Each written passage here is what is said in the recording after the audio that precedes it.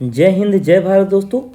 मैं आज आपको गुप्ता एंड गुप्ता के concrete technology and design of concrete structure के क्वेश्चन नंबर 81 से लेके 90 तक डिस्कस करने वाला हूँ। तो चलिए हम लोग स्टार्ट करते हैं। Question number 81, the limit of percentage of the longitudinal reinforcement in a column is given by option A 0.15% to 2%, option B 0.8% to 4%, option C 0.8 to 6%, option D 0.8 to 8%। तो हमारा लॉन्गिट्यूडनल रेनफोर्समेंट हम लोग column में provide करते हैं 0.8% of area of gross से लेके 6% of area of gross तक। 0.8 हम लोग मिनिमम रेनफोर्समेंट प्रोवाइड करते हैं कॉलम में और 6% हम लोग मैक्सिमम लॉन्गिट्यूडनल रेनफोर्समेंट प्रोवाइड करते हैं हमारे कॉलम में। तो यहाँ पे आपको पूछा गया लिमिट, तो लिमिट हमारी क्या हो जाएगी 0.8 to 6%। तो चलिए हम लोग आंसर ढूंढते हैं। ऑप्शन ए 0.15% to 2% बिल्कुल गलत है, ऑप्शन बी 0.8 to 4% बिल्कुल गलत है, option C 0.8 to 6%। C is the correct answer. Question number 82, the minimum diameter of longitudinal bar in a column is option A 6 mm, option B 8 mm, option C 12 mm and option D 16 mm। अब आपको पता होना चाहिए column में हम लोग minimum diameter of बार जो लेते हैं वो 12 mm का लेते हैं। ठीक है, जो हमारी starting diameter of longitudinal bar column में जो हम लोग प्रोवाइड करते हैं वो हम लोग 12 mm का प्रोवाइड करते हैं। तो चलिए हम लोग आंसर ढूंढते हैं। 6 mm बिल्कुल गलत है, ऑप्शन बी 8 mm बिल्कुल गलत है, option C 12 mm। C is the correct answer। Question number 83, the minimum cover to the ties or spiral should not be less than। अब याद रखिए मिनिमम कवर हम लोग कॉलम में प्रोवाइड करते हैं 25 mm का हम लोग प्रोवाइड करते हैं मिनिमम कवर ऑफ टाइज और स्पायरल जो प्रोवाइड करते हैं कॉलम में it should not be less than 25 mm, 25 mm से कम नहीं होनी चाहिए। चलिए हम लोग ढूंढते हैं आंसर। ऑप्शन ए 15 mm बिल्कुल गलत है, ऑप्शन बी 20 mm बिल्कुल गलत है, option C 25 mm। C is the correct answer. Question number 84, load carrying capacity of helically reinforce column as compared to that of tie column is about 5% less, option B 10% less, option C 5% more and option D 0% more. अब हमको यहाँ पे देखना है कि helical reinforce column हम लोग कब यूज़ करते हैं। तो हेलिकल रेनफोर्स कॉलम हम लोग जनरली प्रोवाइड करते हैं सर्कुलर कॉलम में। ठीक है, अब सर्कुलर जब हम लोग हेलिकल रेनफोर्समेंट हम लोग सर्कुलर कॉलम में प्रोवाइड करते हैं तो उसकी स्ट्रेंथ हमारी क्या होती है 5% बढ़ जाती है। तो हमारी जो स्ट्रेंथ रहेगी वो कितने % इंक्रीज हो जाएगी हेलिकल रेनफोर्समेंट में, तो 5% हमारी बढ़ जाएगी लोड कैरिंग कैपेसिटी। तो चलिए हम लोग आंसर ढूंढते हैं। ऑप्शन ए 5% लेस बिल्कुल गलत है, ऑप्शन बी 10% लेस बिल्कुल गलत है, option C 5% more. C is the correct answer. Question number 85, a reduction factor to a load carrying capacity of a long column is given by option A CR equal to 1.25 minus L effective divided by 24B, option B CR equal to 1 minus L effective divided by 48B, option C CR equal to 1.25 minus L effective divided by 45B and option D CR equal to 1.5 minus L effective divided by 25B। अब हमको समझते हैं ये reduction factor कब use करते हैं। तो reduction factor हम लोग कब करते हैं जब वो लॉन्ग कॉलम रहेगा, मतलब जब सिलेंडरनेस रेशियो ग्रेटर देन 12 रहेगा तो हम लोग बोलते हैं लॉन्ग कॉलम। अब लॉन्ग कॉलम में हम लोग जब लोड कैरिंग कैपेसिटी निकालते हैं मतलब पी निकालते हैं उस समय हम लोग क्या करते हैं CR से उसको मल्टीप्लाई करते हैं। रिडक्शन फैक्टर को हम लोग मल्टीप्लिकेशंस करते हैं। तो रिडक्शन फैक्टर हम लोग जब लॉन्ग कॉलम के लिए लेते हैं उसका फॉर्मूला होता है 1.25 minus effective length divided by 48 times of width. ये हमारा रिडक्शन फैक्टर की वैल्यू होती है। तो चलिए हम लोग आंसर देखते हैं।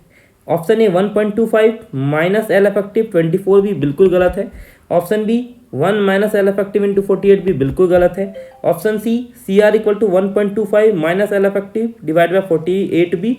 सी is the correct answer. Question number 86, diameter of ties in a column should be option A more than और equal to the 1/4 of the diameter of main bar, option B more than और equal to 5 mm, option C more than 5 mm but less than 1/4 of the diameter of main bar, more than 5 mm also more than 1/4 of the diameter of main bar. जो ties में हम लोग निकालते हैं उसमें हम लोग क्या निकालते हैं maximum of 1/4 of diameter of main बार और हम लोग यहाँ पे 5 mm। ठीक है, इन दोनों में से जो ज़्यादा रहेगा वो हम लोग टाइस प्रोवाइड करते हैं। ठीक है, तो हमारा आंसर यहाँ पे क्या हो जाएगा, maximum of 1/4 of the diameter of main बार और 5 mm। तो चलिए हम लोग आंसर ढूंढते हैं। मोर देन इक्वल टू बिल्कुल गलत है, मोर देन और इक्वल टू बिल्कुल गलत है, more than and less than बिल्कुल गलत है। Option D more than 5 mm and more than 1/4 of the diameter of main bar, इन दोनों में जो ज़्यादा रहेगा वो हम लोग diameter of ties in a column provide करते हैं। तो D is the correct answer. Question number 87, due to circumferential action of spiral in A spirally reinforced column, option A capacity of column is decrease, option B ductility of column is reduce, option C capacity of column is decrease but ductility of column is increases, option D both capacity of the column and ductility of the column increases. अब हमने पहले भी बताया था जो spiral column हम लोग कब प्रोवाइड करते हैं, स्पाइरल्स हेलिकल एनफोर्समेंट कब प्रोवाइड करते हैं, जब हमारा सर्कुलर स्ट्रक्चर रहता है।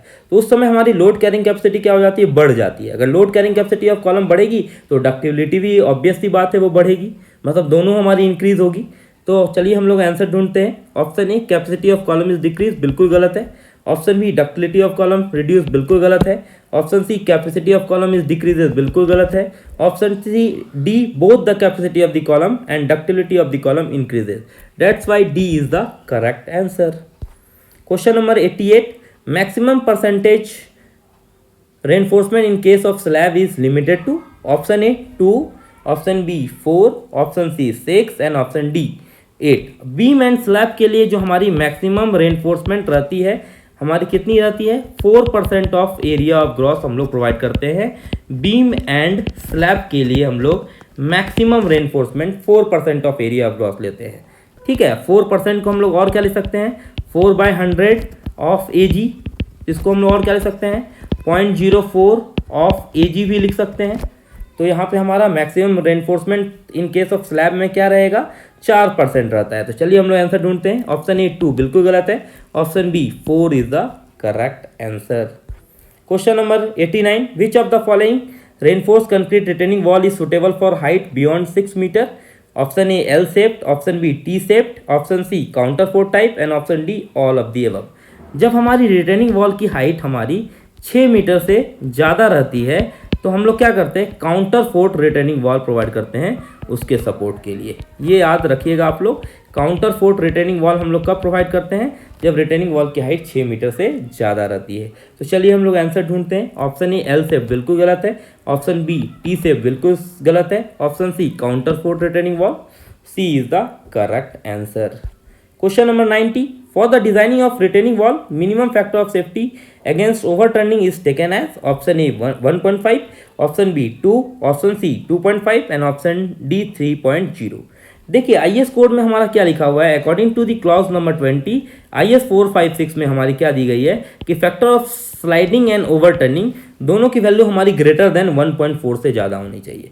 लेकिन बहुत सारे बुक में लिखा हुआ है कि हमारी जो ओवरटर्निंग की वैल्यू रहेगी, ओवरटर्निंग के लिए फैक्टर ऑफ सेफ्टी कितनी रहती है, तो हमारी 2 रहती है।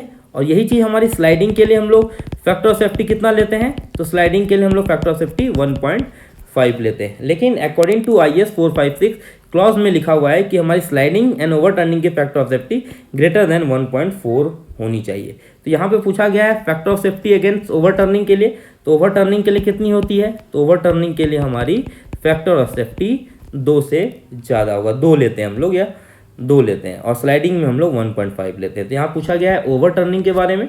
चलिए हम लोग आंसर ढूंढते हैं। A 1.5 बिल्कुल गलत है, option B 2 is the correct answer होगा, मतलब यहाँ पे B is the correct answer. आशा करता हूँ आपको ये वीडियो पसंद आया होगा। अगर पसंद आया है तो वीडियो को लाइक कीजिए, शेयर करें और ऐसे नई वीडियो देखने के लिए मेरे चैनल को सब्सक्राइब करें, Jha channel. Thank you for watching.